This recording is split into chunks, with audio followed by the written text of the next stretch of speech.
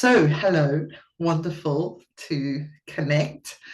And yeah, this is a really interesting kind of thing I'm doing here because I'm feeling it all really new, like something new is happening and unfolding, but I don't really have words for it. Um, and And so these goddesses, they kind of give an archetype to explore, like a story to explore. And I feel that they are the ones who are kind of really relevant. So today we're doing Salacia, next week we're doing Circe, and I'm going to begin looking at her relationship with her father, Helios, and then Odysseus and how her relationship pattern kind of extends from the father complex, if you like. And then the final one will be Scylla, who is a sea monster, and she's kind of the really deep shadow, I think, of the feminine. So she's one I've never tackled before, but I've kind of felt her in my aura. Feeling Scylla in your aura, that's fun. so, so I'm just going to share the stories. And so I'm really interested to know how you resonate with what I'm saying, because I'm not saying this is the truth, but it's what I'm perceiving is arising. And so I'm very interested if other people are perceiving that too. So I kind of feel where I'm at with these goddesses is there's a new story unfolding. So it's kind of feels like no point just going on to Google and putting them in and see what this astrologer said that and this astrologer said that. There is some good in that because you get some kind of understanding. But really, I'm interested in the story they're telling me and the story they're telling you, and how this is what I perceive as a very deep recoding of the field of relationships and masculine and feminine. And that doesn't have to mean heterosexual, by the way, because we all have these genders within us, and it's how conditioned they are in a way, and we're being unconditioned. Um, and yeah, so that's kind of where I'm coming from. And also, I want to kind of acknowledge, I went to watch two of the Cornish actually male voice choirs last night here. And it's one of the most beautiful things I've seen around the masculine is these male voice choirs. And they kind of go from 16 to 88 years, this one. And it's just kind of beautiful, like seeing all these men really singing these beautiful hymns and traditional songs, and really feeling that high vibration through these pretty ordinary men, actually. I say ordinary in the sense they're probably not doing the Gene Keys activation sequence or on alcohols or anything. They just live in their ordinary lives, but you can see how, they're in this high frequency kind of experience. And then there are many more men. I'm sure all of us here have noticed how many more men, especially in the Gene Keys, actually, it seems quite appealing to men, have started kind of getting into all this way of thinking and sensitizing ourselves and opening our hearts and facing our shadows. There's a good percentage of men involved in that, which they definitely weren't 10 years ago. And even 5 years ago, there was a trickle, but it seems like there's a lot more now. So I want to acknowledge, because some of this is about the masculine, and the mythology is not very kind to Neptune as regards this particular story, perhaps. So I want to acknowledge that the positive is there, and we're kind of working with a spectrum of ideas. Yeah, from very misogynistic ideas that are still out there to men who really want to be genuinely with women in an equal space. Okay, so let me share my. I like doing these Canva things. I find them very Allison, yeah. I have a question. So I don't know if you've heard about this comet that is like really close to us right now, and it comes by every 80,000 years, and I'm a little bit obsessed. And I don't know if it has any astrological significance, the Atlas comet. You can see it right now, or we can see it in the evening. Is that the same? Does it have like, do comets have like astrological significance, I guess is the question. Well, they're traditionally seen as like they come at times of huge social change, and often there will be kind of dangerous or catastrophic events that happen as well around their appearance. But often these are the catalyst for these big changes. And I mean, if we just look at the moment, we've got the war in the Middle East that is really teetering on going more and more global.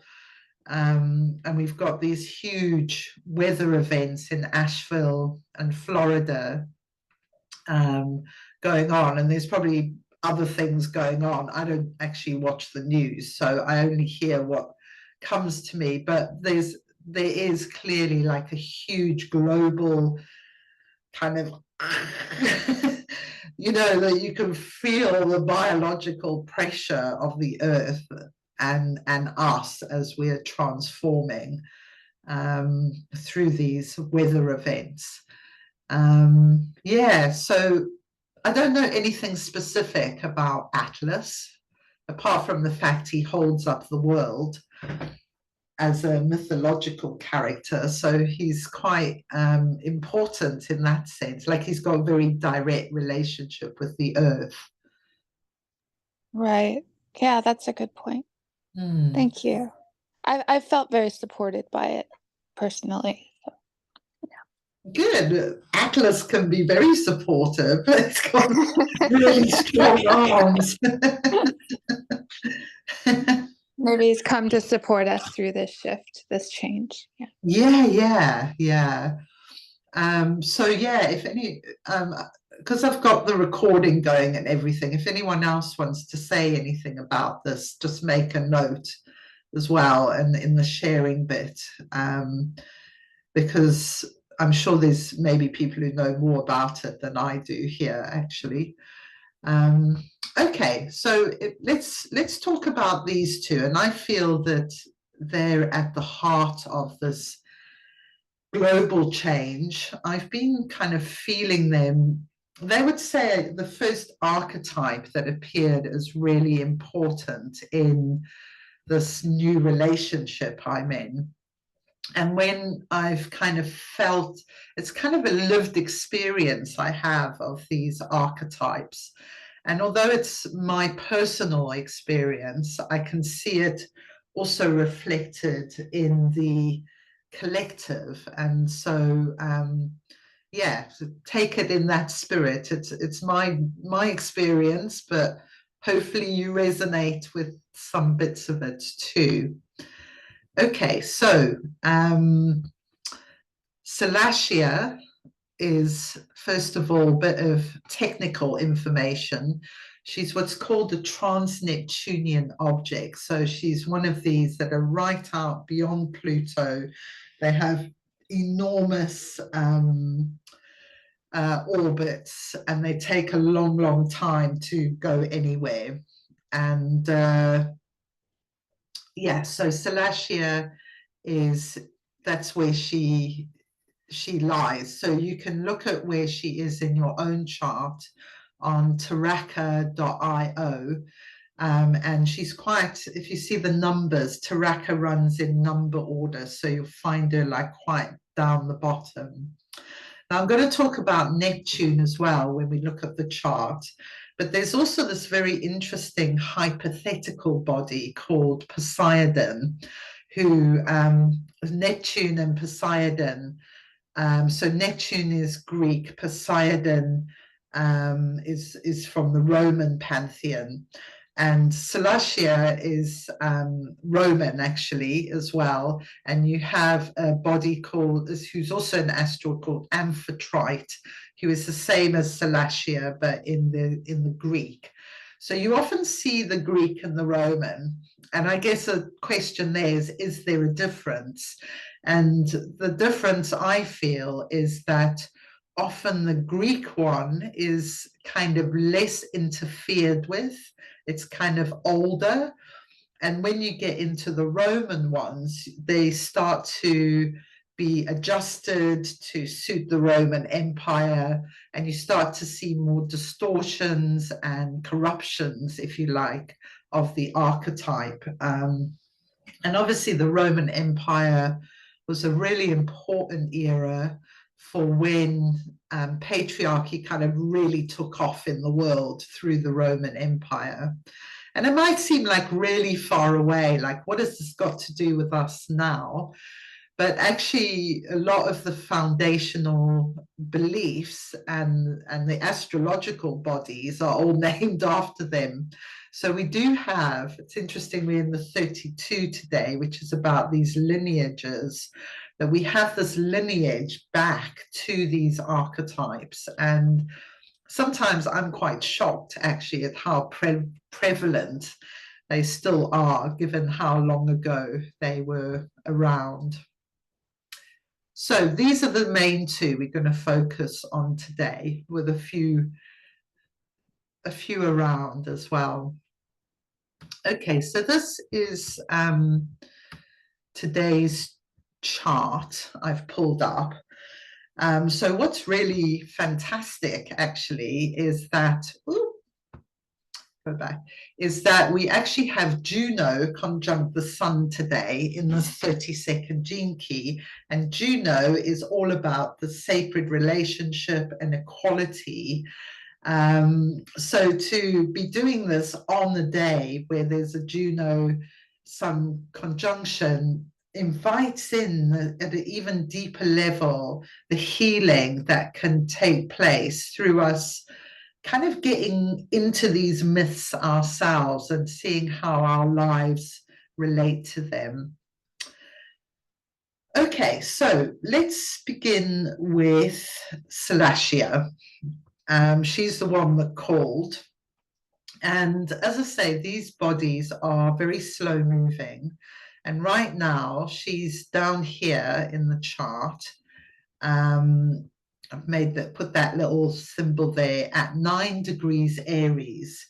So anyone of my kind of age group, I'm 50 something, but if you're 40 something, going up to late 50s, you may also have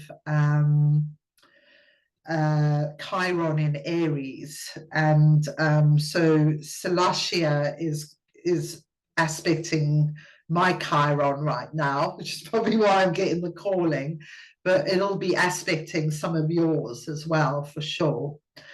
So this is gene key 21, and this gene key is all about honor, and it's a warrior energy. So Salacia is in her warrior element here. So what does she need to be in her warrior element about?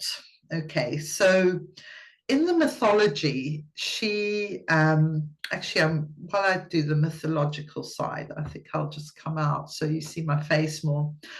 So in the mythology, Salacia becomes the wife of Neptune. And Neptune is the god of the sea. He's actually in Pisces right now. He has been for quite a long time. So he's very much in his element, Neptune, but he's on this retrograde, this final kind of period of retrograde right now, before he moves into Aries as well, which will be a time of rebirth of Neptune. So I'll show you that in the chart when we go back to it. But so Neptune, much like Zeus in mythology, has this very bad habit of raping both mortals, non-mortals, sea nymphs, anyone he can get his hands on, really. And somehow Salacia has the skills to avoid this happening to her. So Neptune falls in love with her and he wants her, but she's very disconcerted by this kind of, you know, you can imagine this huge godlike male presence from the sea, maybe very attractive actually. But she feels scared of him, and she has to run away, but the only way she can run away with him, she's a sea nymph, is to take herself out of the sea. So in order to remain apart from him or safe from him, she has to be out of her element. So you've got this strange thing here where, you know, in order to stay safe, she has to kind of really compromise her own life.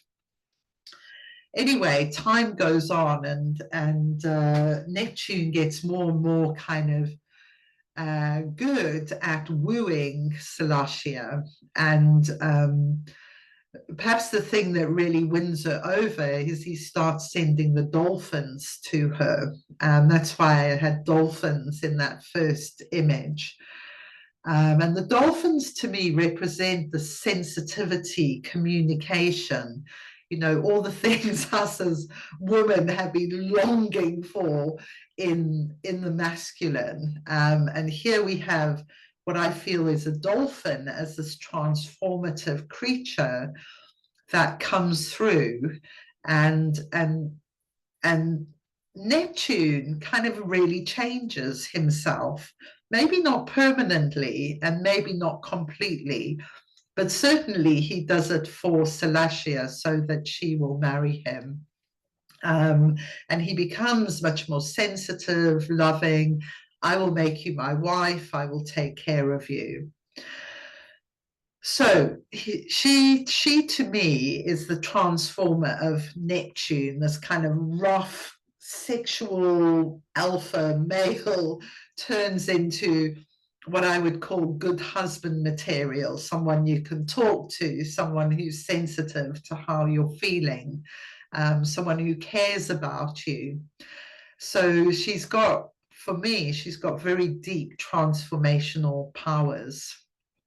A few other interesting things I was reflecting on today is that the word Salacia comes from the word salacious, and it's not a great word. When if I got called salacious, you know, I'd take a bit like, I'm not sure I want to be called salacious really, but I do want to identify with Salacia. So it's an interesting word because it has this kind of over-sexuality, and yet the over-sexuality in this myth is not coming from Salacia, it's coming from Neptune. And I was just talking to Adam about it, and this is something we kind of see in the world where we were watching this program about this movement of men who feel they have had to become celibate because of how women have changed. You know, it's very inconvenient for them that women are now like saying yes or no to sex. They're taking charge of their bodies, and these men feel really incensed by this. But often they will, you know, come out with things like calling women whores or whatever. So it's a kind of strange pattern in the world where it's like a projection, basically, where the kind of over-sexual urge of the masculine is projected into the feminine, and even though it might not be even true. So I'm just sort of playing with that and dropping it as a seed here, because I'm kind of interested in how that kind of energy is working in the world. Okay, and what else is there about this myth? I can't think of anything at the moment, but let me go back into the presentation. So some of you would have been here when I did a session on these outer planets going retrograde. So some of you will probably have heard that Pluto in the last few days, I think around the 8th of October, went direct again.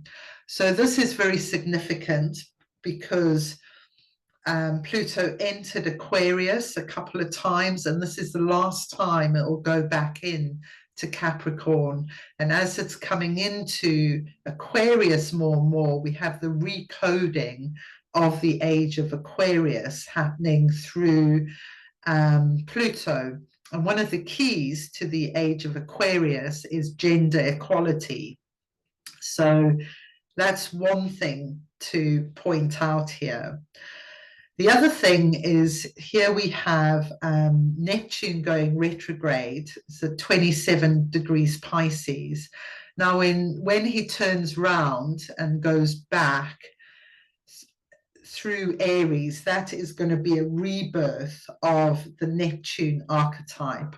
Now, what I've said about Neptune is only one element, because Neptune also represents sensitivity, poetry, music, beauty.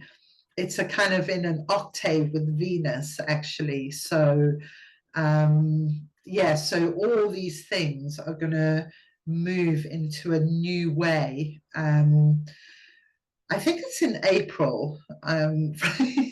No terrible memory. I did this myself not long ago, but I think that's when he goes into Aries.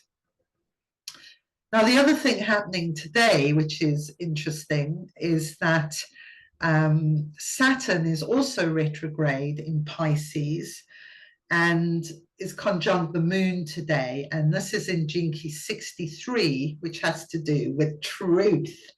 That was raised a bit earlier, and somebody here saw an eagle earlier. So that feels like, wow, truth. This thing about truth is important. Yeah, and truth, what is the truth about the feminine and masculine? Well, there's so many layers of conditioning and corruption, but when we actually pierce into it, we are these really beautiful archetypal forces of two ways of being, two ways that nature has built itself upon.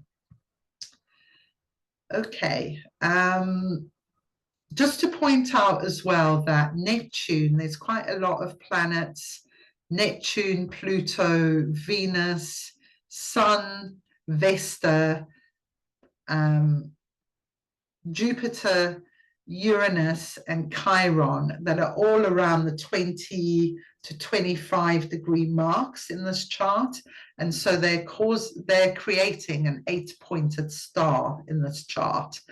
And that feels like very harmonious kind of energy as well. Okay, so 2 more things to share. First of all, this body called Poseidon.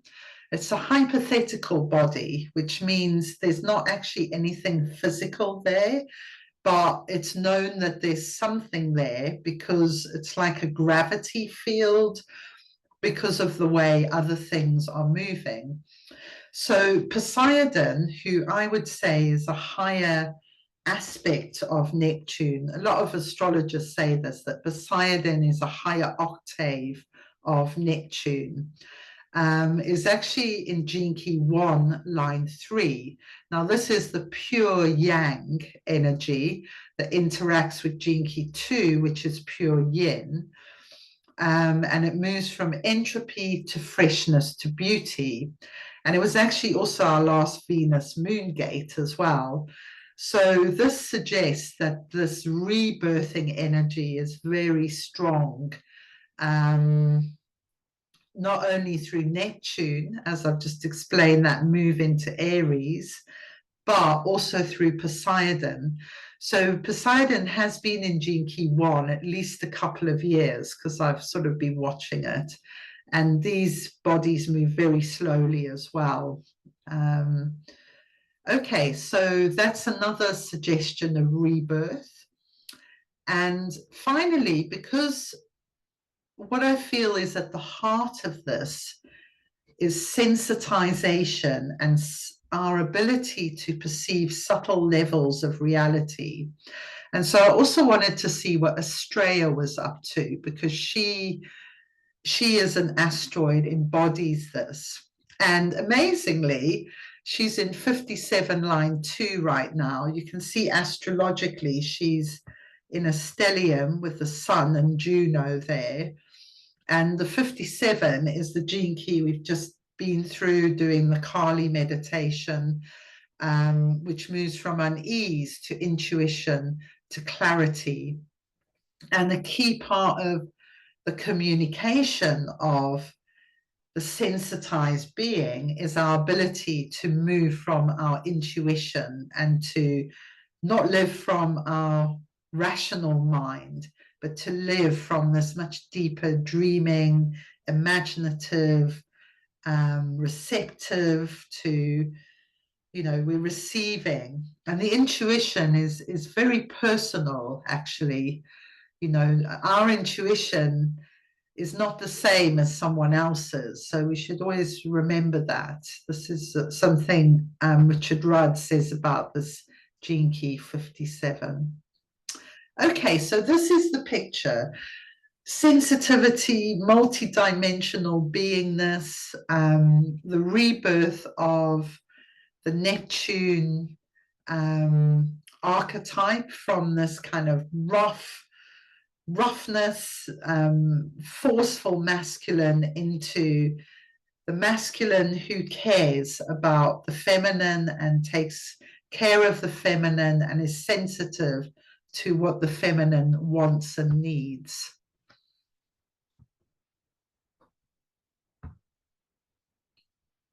Okay, so that's all I'm going to share, just to go back, let you know what's happening next, though. So as I said, next week we're going to do Circe, and we'll begin with her father and look at Odysseus, her relationship with Odysseus, who came to her island for a year. And we'll look at Scylla and the jealous shadow on Monday the 28th. On Monday the 4th, I'm very excited about this. We're going to start on Mondays. For 2 of the Mondays, we're going to do the dream arc activation sequence. So actually look at the dream arc animals that are in our activation sequence. So that will begin on the 11/11 portal as well. Woo! It'll be fun. And then before then, I've skipped over these, but so Monday the 4th will be the Venus Moon Gate Astrology. It's a very magical 26 gene key. And on Sunday the 10th, we'll have the Venus Moon Sharing Circle for that. So all of these are at 9 a.m. Pacific, apart from the Sharing Circle, which will be at 8 a.m. Pacific. So I will put those in emails as well on the tribe to everyone. Okay, so I'm going to come out of the sharing. I'm going to stop the recording and unless Pat, I felt like you knew something more about this comet. Do you know something more about it?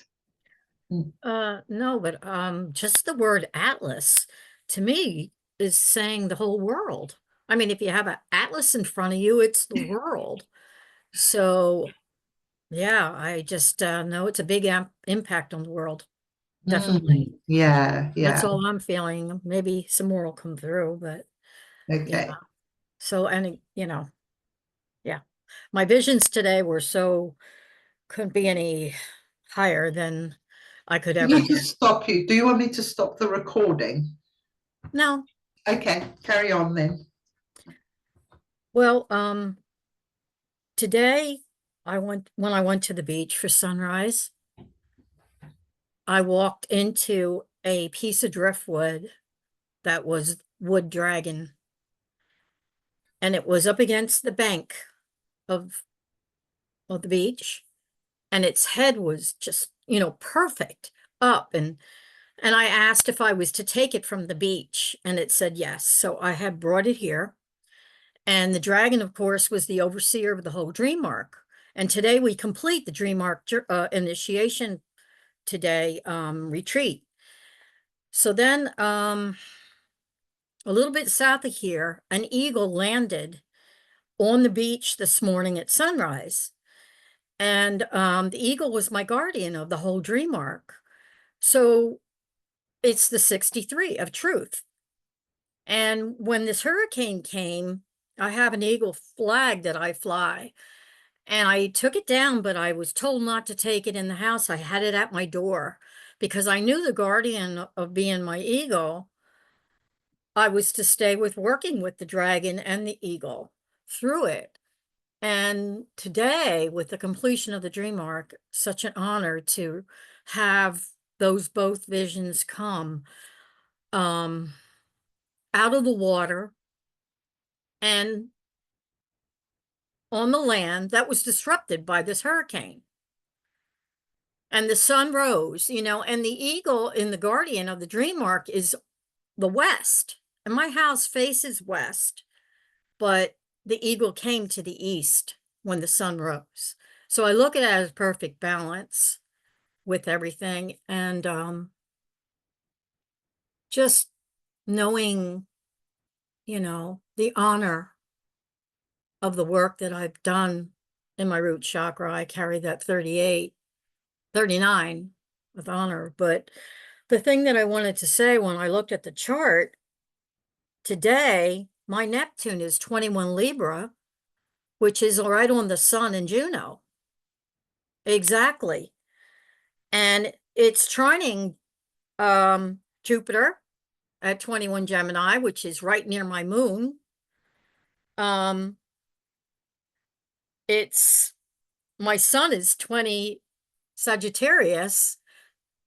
This explains this high vision that I've had today. And the last couple days, I kept hearing this song that I relate to a higher love. It's called Higher Love by Steve Winwood. Walk in the grocery store, I hear it once. Walk in the grocery store, I hear it again. So I'm feeling this Poseidon also, because boy, in my own community, I really feel a Neptune as a male that I know of music and beauty. And yeah, it's quite interesting. Yeah, and the over sexuality, definitely. Yeah, yeah. Anyway, and for the first time a couple weeks ago, he told me he loved me. So that was quite interesting. But anyway, the other thing that's with Salacia, she is conjunct my Chiron in my natal chart at 3 Capricorn, which is the bridge to the inner and outer planets, the shamanic healer, bringing the rainbow bridge with the inner and outer planets. So I really am feeling, and it's in 21, you said, which is my culture. And the kingfisher's been screaming on the river, literally screaming. This morning I had the 2 ibis here, which is my evolution 45. was here today, this morning. So nature is showing me, you know, the blossoming and the forward movement and the healing in myself. You know, it's all collective. And Black Moon Lilith was on that last eclipse we had at 10 Libra, which is my EQ 48, 7 to 14. So there's just a lot of energy going on, but I feel really good about the dolphins, because the dolphins is actually what brought me to this home. And I bought it because of the dolphins. So I'm just gonna, you know, share that. And oh, so the other one more thing, the moon is exactly conjunct Ceres, the great mother goddess, Ceres right now for me. And also along with it in the 8th house is Amor, the exotic love, and passion, and Eris, the warrior. So whatever. That's a lot, but thank you for letting me share. Yeah, I just feel beauty. I feel beauty. Beauty and blessed and honor and my highest soul path of Ceres, great mother god, conjunct my north node in Pisces. Yeah, thank you. Yeah, I just wanted to add a bit, listening to you talking about your musician friend, because yeah, the way I've worked with Salacia is like when things are rocky in my relationship, it's like I just want to fix it. I want everything to be okay. I want it now, you know. And but I can see how that energy makes things worse, you know, that kind of me chasing energy definitely doesn't work. And so it's very hard for me to do this because my mind is like at the time, but Salacia is like, take a step backwards, go and do what you need to do to be happy right now, which might be my daily meditation, a swim in the sea, a walk, but don't go and chase after this man and make things worse. You know? So on a very practical level, that is how I work with Salacia. Exactly, I agree, Allison. 4 years. 4 years I'm here. So I sure didn't chase. And I just left whatever happened. So Yeah, but you got your I love you, and that's yeah, what I did. this is, this transformation. I feel it's like it can't just be about sex anymore. It's got to be about sex and love to be at the right, you know, Oh, yeah, frequency, to definitely. be a beautiful and empowering experience. You know, we want to get the best. You know? Thank you.